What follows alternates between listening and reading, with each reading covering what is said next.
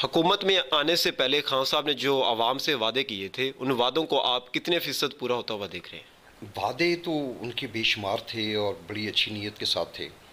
अब देखें, हम बड़ी एक मैं समझता हूँ बेसब्रेपन का कई दफ़ा मुज़ाहरा करते हैं।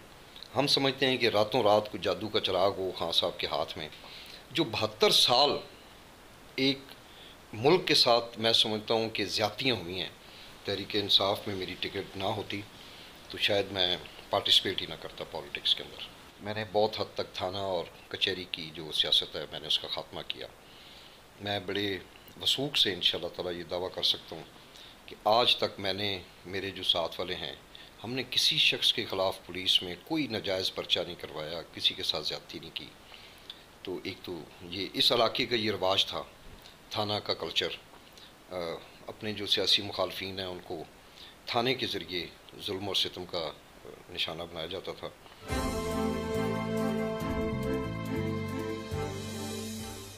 कसुरंग से चौधरी हमारे इफ्तिखार का सलाम।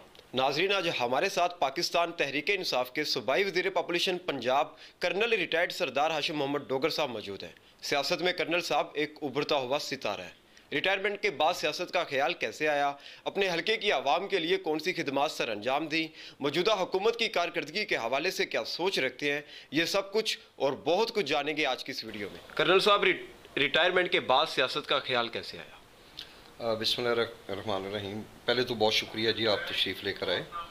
तो ऐसे है कि आपके शायद नॉलेज में होगा कि मेरे मरहूम वालिद साहब भी, मेरे दादा भी, वो भी पॉलिटिक्स में थे।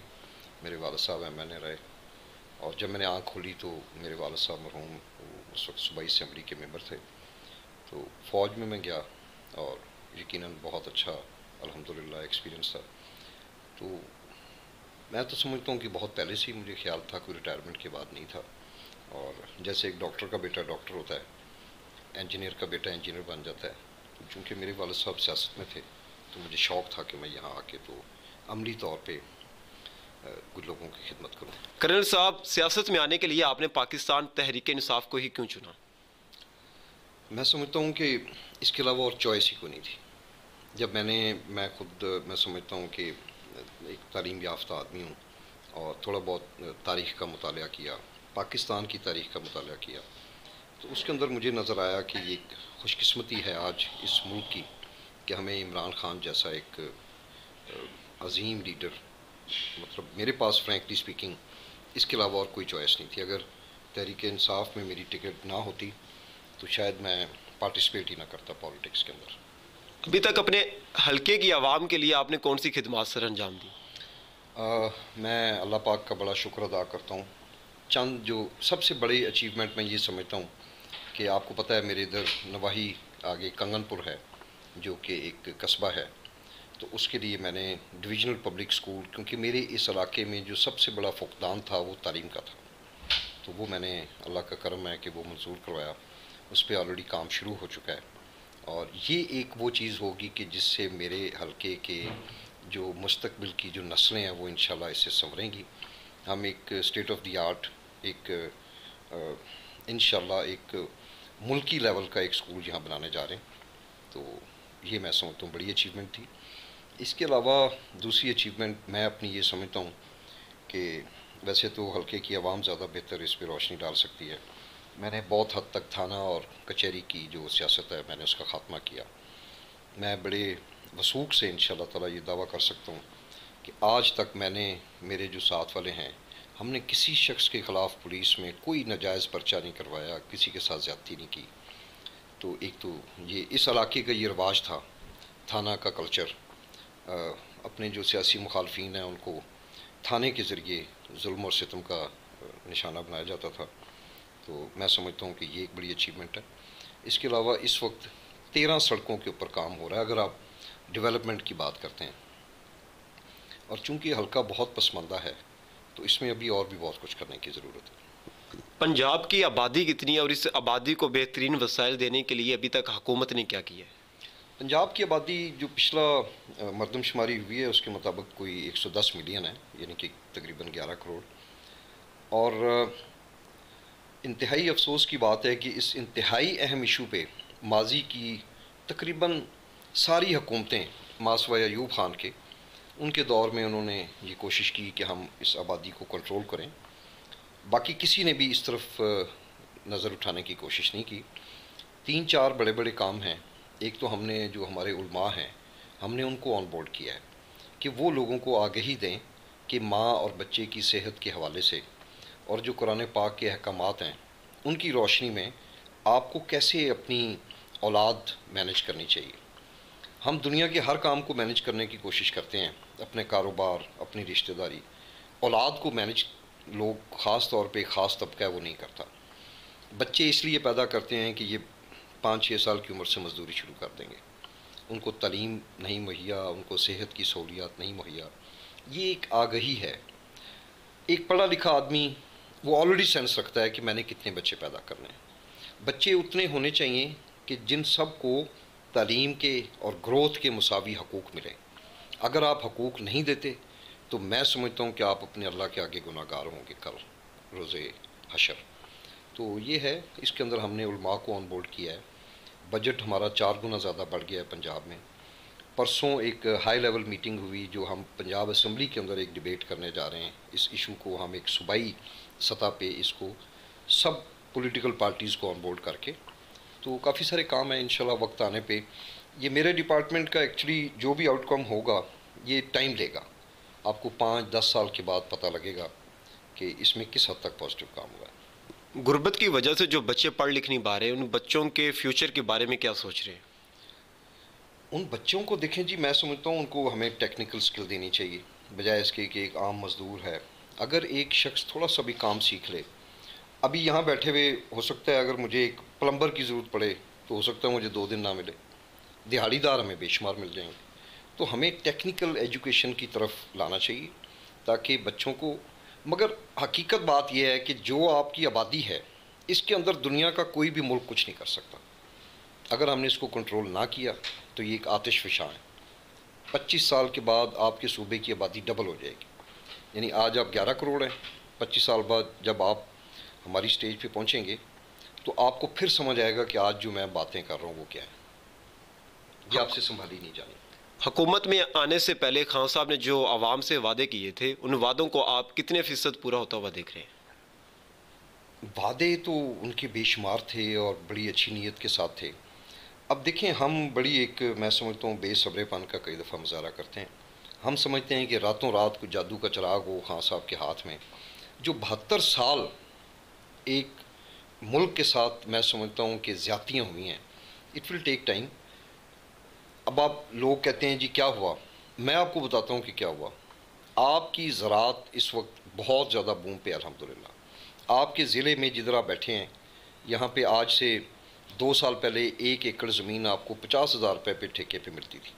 आज अल्हम्दुलिल्लाह वो 90,000 और 1 लाख पे पहुँच गया। यहाँ पे मज़दूर की डेली उजरत जो है वो 400 रुपया थी, आज वो 800 और 900 रुपया है। आपके हज़ारों की तादाद में ट्रैक्टर्स पिछले 3 माह में ज़्यादा बिके हैं। आपकी गाड़ियाँ हज़ारों की तादाद में बिकी हैं। आपके जो बड़े बड़े जो सनती शहर हैं, जैसे सियालकोट है, जैसे आपका फैसलाबाद है, कराची है, वहाँ पे लोगों को लेबर नहीं मिल रही। इतना उनके पास ऑर्डर्स हैं जो बैरून मुल्क से हैं। हमने इंपोर्ट्स को बहुत हद तक कम किया, एक्सपोर्ट्स को बढ़ाया। ये सब खान साहब का विजन है। ये ऐसे है कि जैसे आप एक नया घर बनाते हैं तो आप उसकी बुनियादें बनाते हैं। आपको पता है जब उसकी बुनियादें मुकम्मल होती हैं तो आपको कुछ नज़र नहीं आ रहा होता, मगर ठीक ठाक आपकी इन्वेस्टमेंट हो चुकी होती है, नीचे दीवारें बन गई होती हैं, बहुत कुछ हो गया होता है। मैं समझता हूँ कि अभी अल्हम्दुलिल्लाह मुल्क की स्टेज पे है कि खान साहब ने काफ़ी हद तक एक बुनियाद खड़ी की है। इनको टाइम मिलेगा, अल्लाह पाक मौका देगा तो आपको यकीनी तौर पे साल 2 साल में 3 साल में इसके इफ़ेक्ट्स नज़र आएंगे इंशाल्लाह। अवाम महंगाई की वजह से परेशान नज़र आती है, इस हवाले से आपकी कभी पार्टी की आदत से बात हुई? बड़ी हुई है, हम हर वक्त ये मौजू ज़ेर बहस रहता है। ऑब्वियसली हम भी इसी सोसाइटी का हिस्सा हैं। जिस जगह से आपने आलू ख़रीदने मैंने भी वहीं से ख़रीदने। हम इसको डिस्कस करते रहते हैं। बहुत सारे अच्छे काम हुए और इस वक्त मैं समझता हूँ कि एक आप बाज़ार में जाएँ तो जो नॉर्मल आपकी सब्ज़ियाँ हैं ये तकरीबन वही रेट है जो आज से 2 साल पहले था। सिर्फ हमें प्रॉब्लम ये हुआ कि जैसे इन्होंने जाली तौर पे डॉलर को कंट्रोल किया हुआ था, हम वो नहीं कर रहे, ताकि मुल्क जहाँ पे उसकी असल पोजीशन है वहाँ पे खड़ा हो। तो इस महंगाई के अंदर हमें इशू है कि अब चूँकि डॉलर ऊपर है तो तेल तो हम प्रोड्यूस नहीं करते। सबसे ज़्यादा मार हमारी इकॉनमी को तेल की वजह से पड़ती है।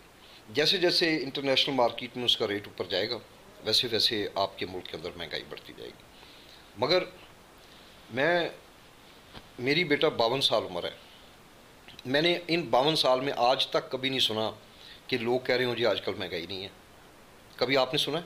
आज से 5 साल पहले भी लोग यही कहते थे, 10 साल पहले भी यही कहते थे और शायद आगे भी कहते रहेंगे, क्योंकि हम लोगों की ज़रूरियात हमने इतना इजाफा कर लिया है कि एक घर में एक एयर कंडीशनर नहीं होता था, आज उस घर में 5 लगे हुए हैं।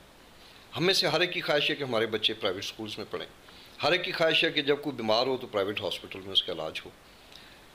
पहले मुझे याद है कि हमें ईद के मौके पे एक एक शलवार कमीज़ का जोड़ा मिलता था। अभी लोग जाते हैं 12-12 ख़रीद के तो उधर किसी बड़े टेलर के पास दे रहे होते हैं। लाइफ स्टाइल भी हमारा बहुत हो गया डिफरेंट। एनी हो, इंशाल्लाह ये महंगाई को हम करेंगे कंट्रोल, आपको नज़र आएगा विद इन अ ईयर। कहा जाता है कि निचले दर्जे पर म्यूनिसिपल कमेटी, टाउन कमेटी, ज़िली लेवल पर करप्शन बढ़ गई है, क्या कहते हैं आप? फिर वही बात है कि कभी आपने सुना है कि करप्शन नहीं थी? टाउन कमेटीज़ और म्यूनसिपल कमेटीज़ में मैं ये तो नहीं कहूँगा कि ख़त्म हो गई है, ये करप्शन भी एक कॉमन फैक्टर है महंगाई की तरह। मैंने आज तक ये भी नहीं सुना कि कभी हमने सुना हो कि जी आजकल जनरल मुशर्रफ का दौर है तो करप्शन ख़त्म होगी। ये रहेगी, गरीब ममालिक के ये इशूज़ हैं, अब इनको कंट्रोल करने की हमारा फ़र्ज़ बनता है। मगर साथ साथ ये है कि लोगों की ख्वाहिशात बहुत ज़्यादा हैं और उनकी जो रिसोर्सेज हैं वो बहुत कम है। मैंने आपसे अर्ज़ की कि अगर एक शख्स की 20,000 या 15,000 तनख्वाह है तो उसका एक हक़ बनता है, वो कोशिश करेगा मैं किसी अच्छे से अच्छे स्कूल में बच्चों को पढ़ाऊँ। हमारे शादियों के फंक्शन एक दिन के होते थे, आज एक गरीब आदमी भी 4-4 फंक्शन करता है। तो these are interrelated these things. महंगाई, हमारा लाइफ स्टाइल। आप आज सादगी अपना लें, जो मैं मतलब दूसरों को कह रहा हूँ, शायद मैं खुद भी नहीं करता।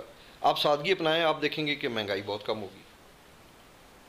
दीपालपुर रोड की खस्ताहाली आपके सामने है, आपका गुज़र भी रोज़ वहीं से होता है, हादसात भी हो रहे हैं, तो इसकी बस तमीर ये, के लिए हाँ बिल्कुल आपकी बात ठीक है और इसके ऊपर एक्शन हो रहा है इंशाल्लाह। अगर आपने देखा हो तो शायद मैंने पंजाब असम्बली में, हालांकि मिनिस्टर्स पॉइंट ऑफ ऑर्डर पे खड़े होकर नहीं ऐसी बात करते, मैंने फिर भी खड़े होकर स्पीकर साहब को मुखातब करके रिक्वेस्ट की थी एंड काइंड ऑफ हिम उन्होंने एंडोर्स किया और उसके साथ ही फिर बदकिस्मती से कोरोना की वेव आ गई।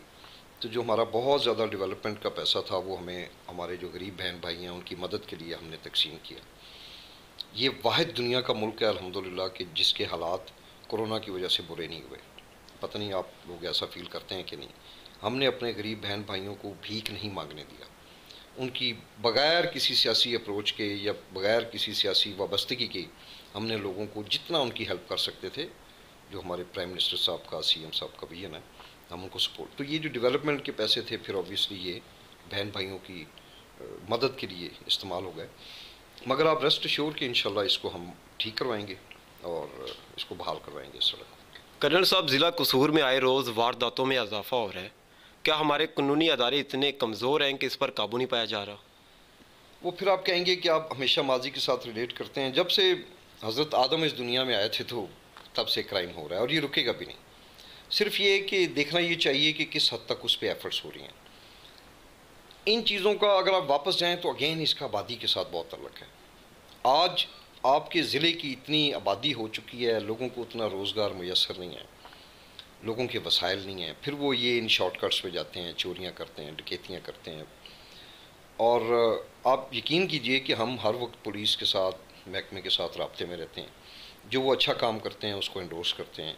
बाकी अगर देखते हैं कि कोई ऐसी चीज़ें हो रही हैं तो हम उनको बिल्कुल उनको होम मिनिस्ट्री की तरफ से, वज़ीर आला की तरफ से ऑफिसर्स को सख्ती भी की जाती है, उनसे पूछा भी जाता है। अभी कसूर के अंदर है ये मामला, ये भी हमेशा से ही था, राजनियाँ भी होती हैं, डकैतियाँ भी होती हैं, मगर इंशाल्लाह इसको हम मैनेज कर रहे हैं। मैं आज भी एक मीटिंग करके आया हूँ DPO साहब के साथ, तो और मेन एजेंडा यही था कि किस तरह हम लॉ एंड ऑर्डर को बेहतर कर सकते हैं।